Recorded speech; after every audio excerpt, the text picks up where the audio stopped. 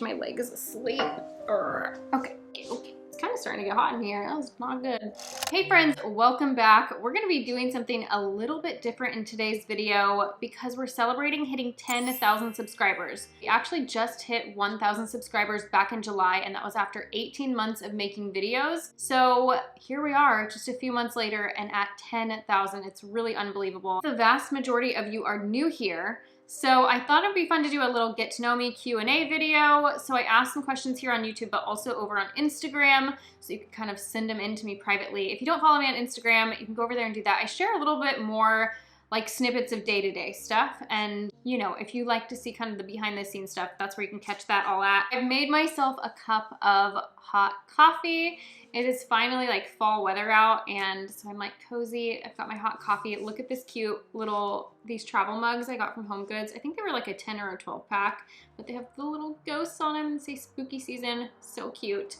Anyway, let's get into these questions and find out what it is that you guys want to know. Okay, so up first is, what would you say, besides you guys being fabulous, of course, thank you for that, is the other factor that caused your channel to explode recently? And what's the advice you would give someone considering making a channel? I think that there are a lot of factors that have contributed to our recent growth, but one of the things that I think has played a really big part in that is just really being true to my unique style. And that goes not only for decor, but also for my filming. I really focus on my viewers' experience when I'm making videos. I love cinematic style videos. So even with my thrift hauls, I try to create an experience. Each video kind of has its own mood, theme, aesthetic to it. And I think that's just something that's a bit more unique. And when you can find your niche and then figure out how to stand out and be a little bit different, I think that's really kind of the sweet spot to finding success in making a YouTube channel. What my advice would be is, if you are wanting to start a channel, if you feel called to do it, just do it. I think the hardest part is getting out of your own way, getting out of your own head about it. Everyone, I mean, I can't, I guess, speak for everyone, but a lot of people, and in my own personal experience, your self-doubt or your thoughts of what other people are gonna think of you and what you're doing are what will hold you back. And I do think that there's some truth to, you know, doing something that feels like a risk has a higher reward. So I would definitely say your camera presence is not going to be great at first. Gosh, it's so cringy. Looking back at some of my older videos, and even some days I still feel, you know, like I don't feel as natural in front of the camera, or it takes me an hour before I feel comfortable in front of the camera. That is totally a skill, and it's something that comes with time, and you just have to keep trying and, I don't know, recording yourself awkwardly. I think it's really liberating if you can just kind of let go of other people's expectations of you. And yeah, when you just allow yourself to potentially fail, you're going to see success in places maybe you didn't expect it. But then also, I think what makes a successful channel is providing value. So finding something that you're passionate about that you can provide some interesting information about. In my case, the value comes in the form of inspiration. So I think there's a lot of ways that you can be valuable to others. It doesn't always have to be, you know, that you're an expert in an area. So to sum it up, I would say find something you're passionate about that you feel that you could provide some value on. Focus on making your videos an enjoyable experience for your viewers. Obviously, titles and thumbnails are really important because they get people to click. I could really talk for so long about it. Audience retention is a big thing. I mean, there are just so many things that go into YouTube and making videos and just the whole process. I think it's something you have to do and experience, and you just have to go on the journey to figure it all out, I think. Do you have another job besides YouTube? P.S. I love your home and decor. Thank you for that. I do. I don't get paid for my other job, but I'm a stay-at-home mom, and I do think that's a job. I have been a stay-at-home mom since 2019 when I had my son. Prior to that, I worked at a spa and was in the beauty industry. I graduated from cosmetology school back in 2011, and then I did makeup and managed a spa, and loved that. But being a stay-at-home mommy was something that I really wanted to do when we decided to have a family of our own. And so I decided to do that. It's a tough job. I'm keeping him home with me as long as I possibly can. And yeah, YouTube was something that I started as a way to have a creative outlet and to have something for me. If you're a stay-at-home mom, you know that you have to have things that help you keep your identity a little bit, because when you are taking care of a toddler all day, it can be very demanding and you need things for you. So YouTube and decorating, thrifting, all of those things. That's what I do for me. And thankfully, he enjoys coming along with me for some of that. So, but if you do notice that I don't upload a video every single week, it's sometimes every other week, it's because I work through nap times, evenings, and on weekends. So when I have help with him is when I can film and edit and all of those things. He is at a very intense age. Three is intense. But yes, I love staying home with my baby, and he's growing up way too fast. Where do you find most of your antique finds? Also love all your decor. Well, I find almost everything at garage sales. I also like Facebook Marketplace for furniture, like vintage and antique furniture, but mostly garage sales. That's where I find a lot of my decor. I go to thrift stores sometimes, but not a ton. I just don't enjoy the experience as much. I love the garage sale experience. I love the like driving around, hunting down sales and hunting for treasures. I oftentimes find when I go to thrift stores, I just don't find as many things, or I like find things that I kind of like, but it's just for whatever reason in my area, I find better things at garage sales. So I am really sad that we're going to be, you know, at the end of garage sale season here very, very soon. And I will probably be hitting up thrift stores a little bit more. I do also like to go to antique stores. You can find some decent prices, just different vendors, you know, having a pretty big variety of different pricing and things. But yeah, it's definitely not going to be like your garage sale pricing. So that's where I find all my stuff. Garage sales. Don't sleep on it, guys. I actually was thinking that as we begin to approach spring again, once we get there, I will put out a video that talks about kind of tips and tricks for yard sales. Now, it's definitely going to be kind of area dependent, but in my experience, you can find really great things. I think I've got tips and tricks that I can share with you guys on that. So if that's something that you're interested in, leave it down below and let me know. You had mentioned that this was going to be temporary. I hope you changed your mind, which is really, really sweet of you. I don't remember ever saying that it was going to be temporary, but you know, my whole goal was really to just do something that kind of set my soul on fire creatively. And as I got more into it, I realized that this really could be something that became more of a business. And so I do think about it like a business, and I plan to continue to do it. The ultimate goal is to be able to do something I'm passionate about and contribute to supporting my family, and it is starting to turn in that direction. So I plan to be here. Thank you for encouraging me to continue to do it. I so appreciate you guys. Love seeing you and your hubby tackling projects. What's the next one together? The entryway we need to finish. We've got halfway done. I've got footage of it, but we need to get a stair runner up, which is something we've needed to do for a couple of years. If you guys have seen our staircase, it's like a wooden staircase, and it's really scary with little dogs and a little kid. Thinking about falling down those stairs, honestly, for me even, I get scared. I'm gonna fall down them sometimes. So we want to get the stair runner in, finish the entryway, and then move on to the living room. And we're actually going to be taking this mantle. It'll go in the living room, and that will kind of trickle down to a few other projects. So that's kind of what's up next. If you guys are into the renovation projects, we've got stuff coming. We really want to do something with the kitchen next year.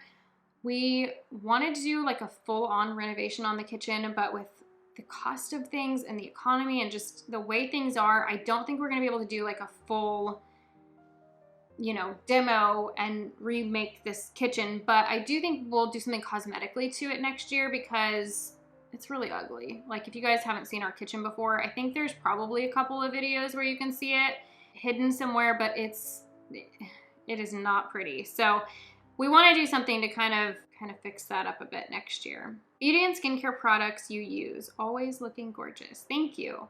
That's really sweet. Yeah, so as I said earlier, I did work in the beauty industry for like 9 years, I think. And so I have tried a lot of different things, less so in the past like few years now that I'm a stay-at-home mom. I still do my makeup every day and all of that, but I'm not as current on what the latest, greatest things are. But I do have some staple products that I like to use when it comes to makeup. So I thought I would make an LTK board over on the app Like to Know It. So I will link it for you guys down below with kind of my staple products like foundation, powder. I've got like just a few things that I really use all the time. I'm pretty experimental with eyeshadows. I've got tons and tons of eyeshadow palettes, so I kind of hop around between all of them.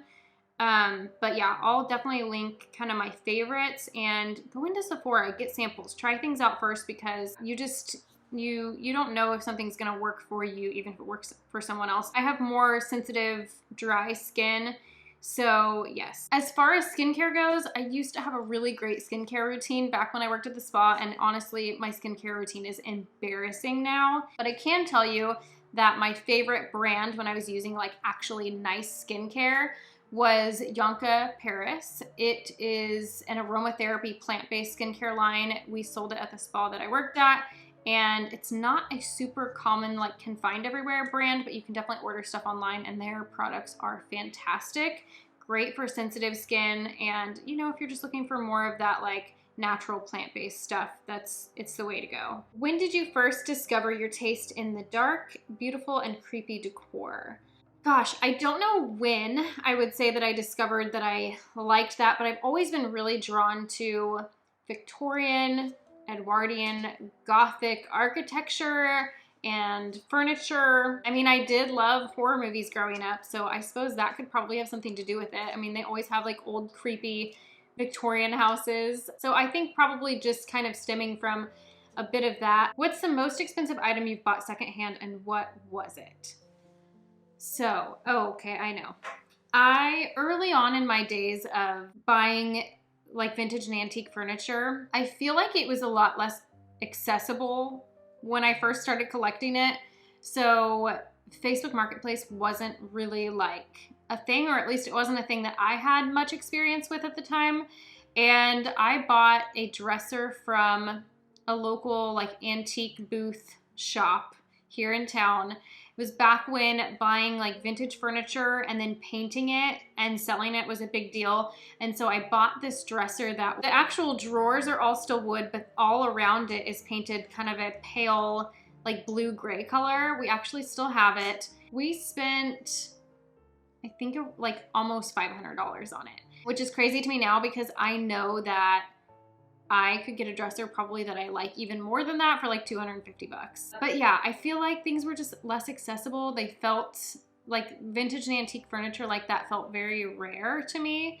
Back then, I absolutely loved it and I had to have it. I cannot believe that I spent that much money on it, but this was like prior to having a kid, and we were both like full-time working, and so, you know, I guess we had a little bit of extra money to splurge at the time. But I definitely would not spend that much on a dresser nowadays, but back then that felt like such a rare find. So you live and you learn.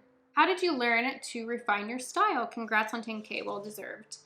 Well, thank you. I feel that I really, over the last couple of years, and specifically even doing YouTube, has helped me really refine my style in a way that I hadn't previously.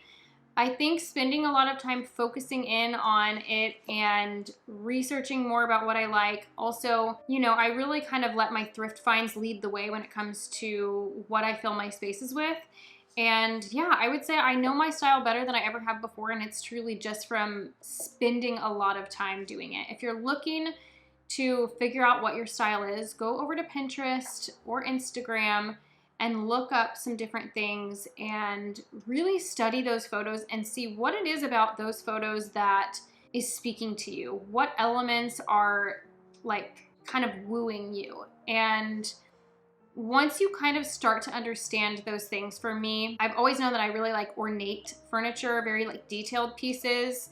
I used to love like shabby chic looking stuff back when that was like all the rage many, many years ago. I've always known I've liked Victorian style decor. So yeah, it kind of all started there, and then as the years have gone on and as I've just continued to collect things and also just study interior design, you know, as I've been doing this and decorating this house, I've just learned a lot. One of the other things that I think really makes my style unique is that I'm very into elements that feel kind of fantasy almost, mixed with the really beautiful antiques. So I just think kind of understanding that my decor is specific to me and doesn't have to look, you know, like everyone else is on the internet, and just spending a lot of time figuring it out. I truly I think it's one of those things that evolves with you over time, and the more time you spend trying to figure it out, the better you'll be at it. Where did your love for thrifting and antiques come from? So, gosh, I've been around old stuff my whole life. So I grew up in an old home built in the 20s in a historic neighborhood. And my dad collects vintage cars and restores them. And then my mom's mom was very into antiques, garage selling, thrifting, you know, flea markets, all of that. And then with her kids, so my mom and her siblings, she actually picked out something for all of them to collect. That's why my mom collected vintage teapots. It was really kind of just a chosen collection for her, and my mom, you know, got into it over the years and started collecting lots and lots of them. But it started with my grandma saying, you need to collect teapots. This is what I see as your collection. And of course, my mom, she did a lot of thrifting, garage selling. We did it a ton together. We used to go every week, and we looked for very different things, so we were never in competition on what we wanted. She was really interested in the reseller aspect of it. So she had an eBay store and she would resell things.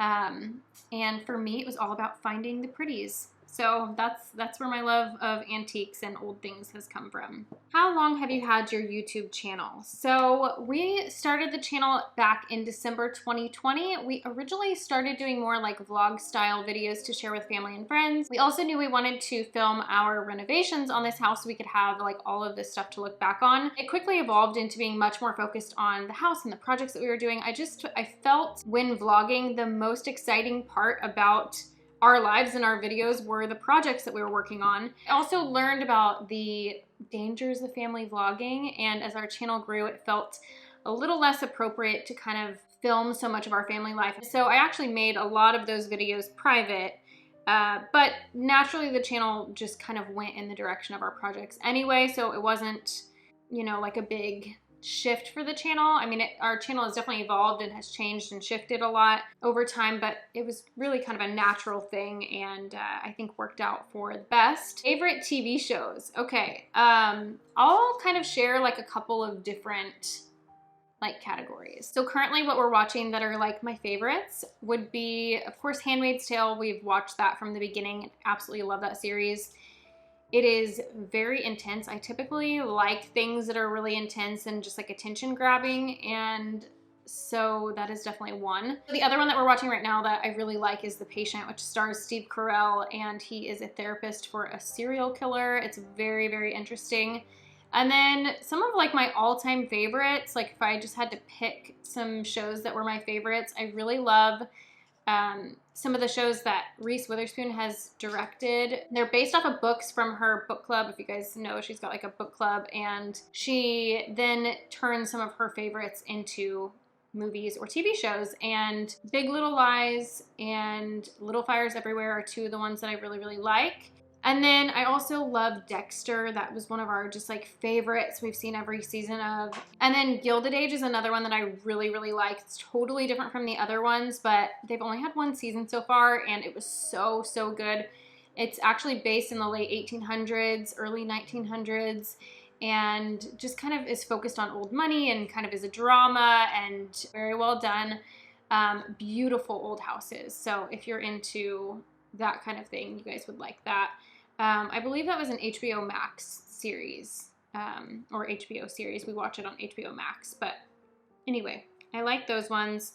I can put them, I'll list them down below in the description, so if you guys want to go back and see what it is that I mentioned here, so you can try to go track them down and watch them, you can. I feel like there's a ton of other shows that I could name, but those are kind of just some over the last several years that I've really liked. How did you and your husband meet? Well, we have been together for 15 years. I think it's been 15 years. So for a long time, actually, for kind of being a younger, are we younger? I don't know, 30-something-year-old couple. It's kind of a funny story, actually. We met through a mutual friend who didn't have a car at the time, and so we were giving him rides. So he came over to pick up our mutual friend, and he accidentally let my dog out, and he was afraid that my dog was gonna run off, and he was a super mellow dog who just would chill in the yard, so it wasn't a big deal at all.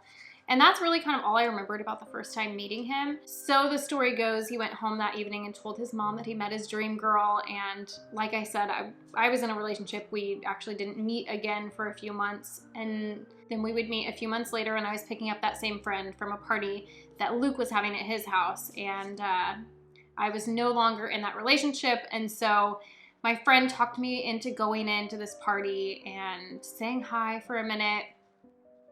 And the rest is history. Here we are, 15 years, 2 dogs, and a kid later, going strong. The best advice you've ever been given. I don't know that this is necessarily advice that was ever given to me, but it's something that I feel I've come into more specifically like over the last several years, especially like, you know, I do think there's some truth in like when you kind of hit your 30s, you find yourself being more comfortable with who you are and really settling into just self-love and all of those things. And so I think something that was really helpful for me, being somebody who's kind of a people pleaser, or has always kind of been a people pleaser, and especially doing something like this where people are outward about their opinions of you, sometimes others' opinions of you are directly impacted by their own perception and their own experiences and their own emotions at the time. And so not to take things personally, everyone is very self-focused and, you know, you can't please everybody. We all have heard that and know that, but I think it's really freeing when you realize that truly the way that people see you and any interaction that they have with you is based on their own feelings and their own experiences and the things that are going on around them at the time. And so if they've had a rough day and they come into contact with you and you're really cheery and bubbly or whatever it is, they might just think that's annoying, even though you are being perfectly kind and whatever. So I don't know if that qualifies as advice. Maybe it's just like an enlightening thought, but I definitely think that that's something that's helpful. What would your perfect day be like? Activities, food, etc.